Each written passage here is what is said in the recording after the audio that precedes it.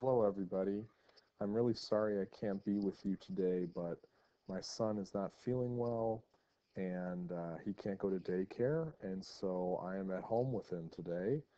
I just got done talking to you about how we are on schedule to have a test right before Thanksgiving break, and so with this need for me to be home today, I really didn't want to lose time in our schedule either because I still want to hit that test day the day before break so that you don't have to study over break. So, in an effort to do that, I'm going to do this video lecture tonight and post it on the classroom page so that you guys can do this tomorrow in class. Uh, as you listen to the video lecture, I'd welcome you to take notes on the lecture. I'll include some resources as well that can help you review the material we go through in this video. And then if you have time after that, which you should, you can then work on the activity we started yesterday with the poster making. That next step, which would be the citric acid cycle step, is what you would do today. Um, and that builds off of what we did yesterday. So your goal today should be in class to listen to this video lecture. If you have questions or struggle with it, click on the other resources I've included. And then after you take notes on this topic, move back to the lab area and work on the second part of the activity related to the modeling of the process. If you have extra time, please check your plants. I would welcome that as well. I know you may have a lot to do this period with the video and the activity and then the plants, but try and get it to it as much as you can, and we'll pick up where we left off Thursday. So that's what I've got to tell you here to start with. But today I'm going to talk to you a few minutes about the citric acid cycle. With all of the background information in glycolysis being addressed, you know, yesterday, this should not actually be much different. Remember that, and let me put this in presenter mode. Remember that in this diagram here, and we talked about this in class yesterday, we divided up this process into two steps.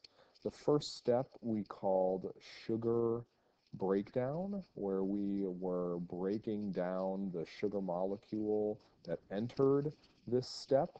That glucose molecule, as it moves through these steps, is going to turn into CO2, and you're going to exhale that waste. In the process of doing this, you are basically oxidizing glucose. As you oxidize glucose, you reduce something else. What you reduce is this NADH molecule, and actually what you're reducing is NAD+. That turns into NADH as hydrogens are removed off of glucose and put onto electron carrier molecules like NADH. So, big picture, again, we're taking glucose, we're breaking it up into CO2. Along the way, we'll make a little bit of energy, which is the ATP, but we're going to make a lot of these electron carriers by oxidizing the molecule and reducing these as well. These NADH molecules we're reducing are going to be basically helpers in creating the large portion of ATP we're going to get at the end of the process. Without these electron carriers, we're going to struggle to make a lot of the ATP that's required for our cells to function normally. So if we go back through what we did yesterday, we remember hopefully that to get this started, you take a glucose molecule and you end up breaking it in half. Along the way, you use some energy to prime the molecule, and after adding phosphate to it and oxidizing it, we're able to harvest or collect more ATP out of the process than we put in. And so we net, and it actually says this down here, but I'll write the word net. Oh no, it does say net. Sorry about that. In the end, we net 2 ATP because we spent 2, but we made 4. And in making these 2 pyruvates, which is basically just a glucose cut in half, we have now gotten ourselves ready for the next step in the process. So that is what we're going to talk about right now. The next step in the process is to oxidize pyruvate. And pyruvate, if you remember, was a simple 3-carbon chain.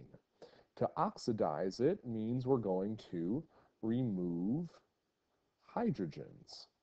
This molecule, remember, is covered in oxygen and hydrogen. If we take a look at the molecule from the end of the glycolysis process, there's 3 hydrogens around it and 3 oxygens around it. And so in order to break all of that up, we have to oxidize the molecule. And by removing those hydrogens, which is basically taking off electrons, we can oxidize this and reduce electron carriers that are going to help us make more energy at the end. Okay, so how does that get done?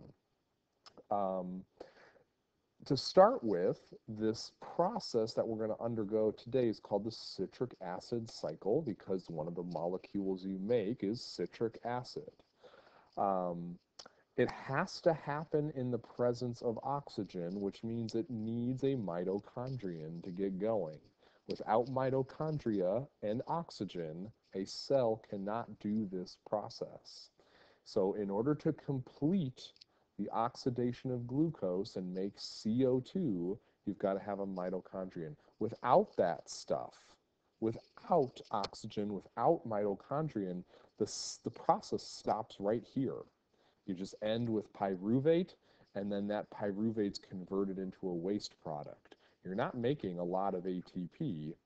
With the mitochondrion, you end up finishing this process. You completely oxidize glucose, and you convert a lot of that potential energy into these electron carriers, which can help you make a lot more energy in the end. Okay, so back to this process. I'm going to go through the steps, and then basically we'll be done here. So to build off of what we did yesterday, pyruvate is a 3-carbon chain. That 3-carbon chain has to be broken down into CO2. Okay, so that's basically what's going to happen here. Don't forget that this is happening twice because as you broke up glucose into 2 molecules, you essentially end this process with 2 pyruvates. And so now that we start the citric acid cycle, we're starting with those 2 pyruvates, and we're going to continue on through the process. The first thing that happens is some CO2 is made. That does not happen until you're inside the mitochondria. Okay? The molecule is also oxidized. This pyruvate molecule is oxidized, and an electron carrier is made. So electrons are stored. Right? Electrons are stored as potential energy in this NADH molecule. Okay? What's left over is a molecule called acetyl, and that's a 2-carbon chain. To get this 2-carbon chain into the citric acid cycle, which is this larger thing we're going to talk about here in a second, an enzyme has to put it in there. The enzyme is called coenzyme A. So coenzyme A is going to help push acetyl into what's called the Krebs cycle, or the rest of the citric acid cycle. So what have we done in this step? We have broken pyruvate into acetyl by removing a CO2, and we have oxidized the molecule a little bit and made some NADH. We've stored some potential energy for later. We're now going to finish this process, but to get that, to basically finish the last step here, we need an enzyme to help us get started. And that coenzyme A is going to push acetyl into what's called the citric acid cycle. Okay? All right, so that brings us on to the citric acid cycle. This is also called the Krebs cycle. Krebs is a scientist that discovered the steps of the process. Now, you can call it either way or either name. The citric acid cycle is going to break down all of the rest of pyruvate into CO2, and that's what you're going to exhale out of your lungs as a waste product. Every single time one pyruvate enters the process, and this is the next slide, that's going to start up here, okay? Every time one pyruvate goes in, 2 ATP are made, 3 NADH molecules are made. Those are, again, electron carriers, and 1 FADH2 molecule is made. This is also an electron carrier, okay? They are just different forms of transportation. If, NADH was a bus, FADH2 might be a taxi or something. The molecule is going to break apart. As it breaks apart, as this pyruvate molecule breaks apart, it is oxidized. Those electrons and hydrogen atoms are then connected to electron carriers, which take them to the last step of the process.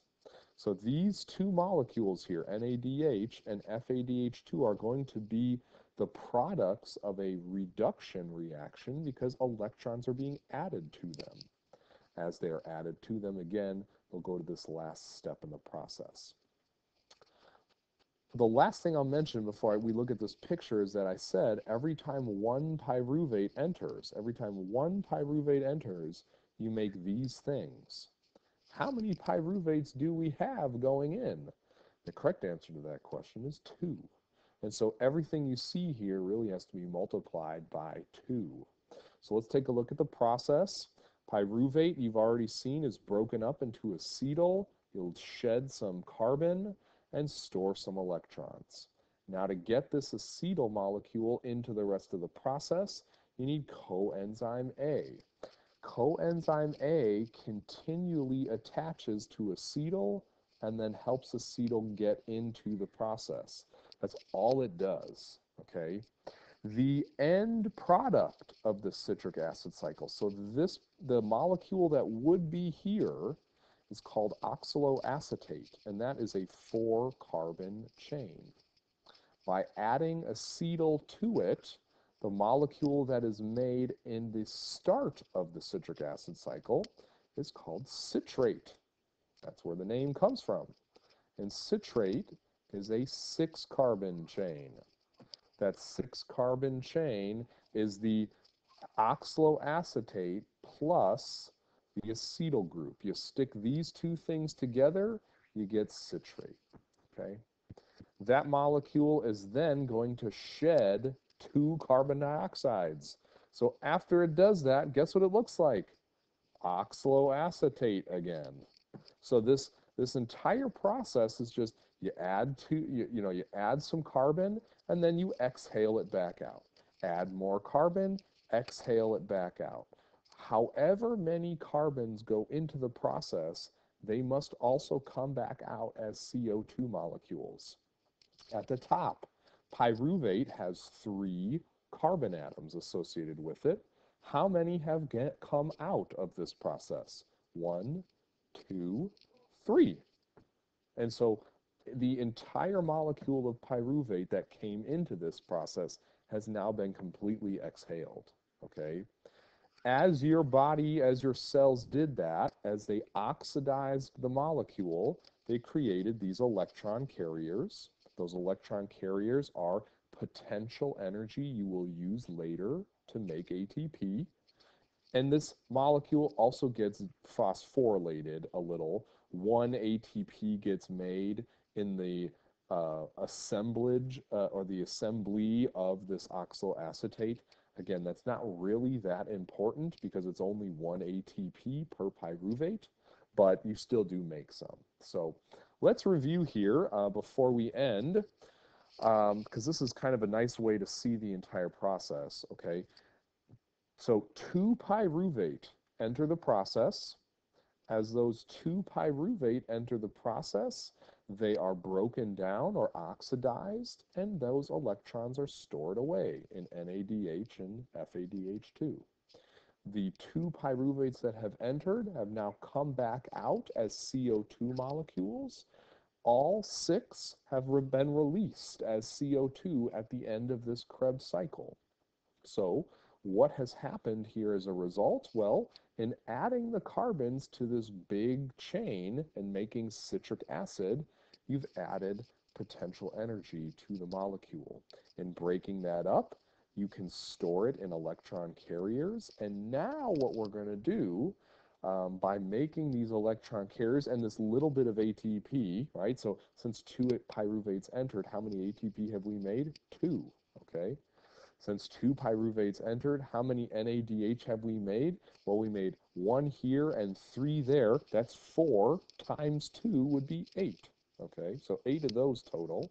We made 1 FADH2 here per pyruvate. So because we've got 2, we make 2 there. All right, so we've made a lot of energy. We transferred a lot of energy to these molecules. What are we going to do now? Well, if we go all the way back to the end here, we've reached the end of sugar breakdown. So now that we've reached the end of that, the electrons we've stored up are going to go to the electron transport chain and help us make tons of ATP. That is what we're going to use to power our cells.